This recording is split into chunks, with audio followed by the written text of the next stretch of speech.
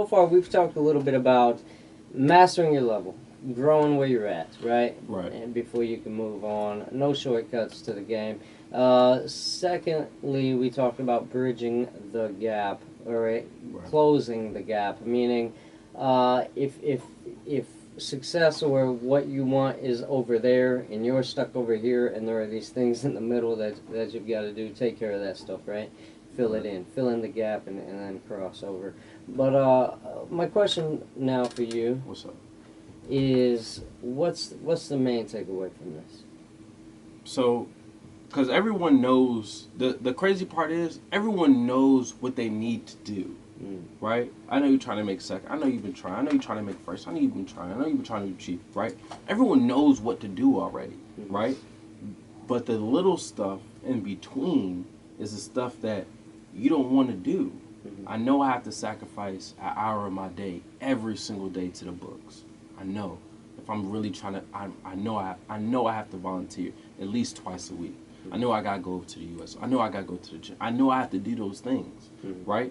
But you can do them one day. You can do them 2 days.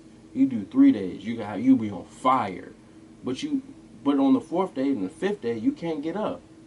Like, yo, it's not. I'm not, because you want results right then. So consistency. It's consistent. You have to be like, so. People Eli Manning made it. He's inconsistent. You know what I'm saying? Hey, but Eli has good practice. Yeah, you know what I'm saying? Sure. He works hard. So think about Peyton, right? Yeah. So I'm gonna give you something real fast. You have to live on principle and not off feelings. You feel me? Because behind feelings is nothing. Behind your little feelings, but you getting angry, you getting mad, you gonna say something you don't want to say. There was nothing behind that. Nothing. You don't get anything out of it. But if you live off principle, there's a promise behind that, right? Find a man who's diligent at what he does. That's the principle. And he will stand before kings and not meet men. That's a promise. You know what I'm saying? So if you just keep doing what you're supposed to be doing, you know you're not going to get results right then. You know you're not, because the eval only comes out once a year. You know what I'm saying? You're gonna have to wait a whole year. You're gonna have to grind for the whole year. Okay. Let me ask you this, man. Speaking of blooming where you're at and whatnot, your goal and why I call you coach is you want to be an NBA coach. Yes. Right.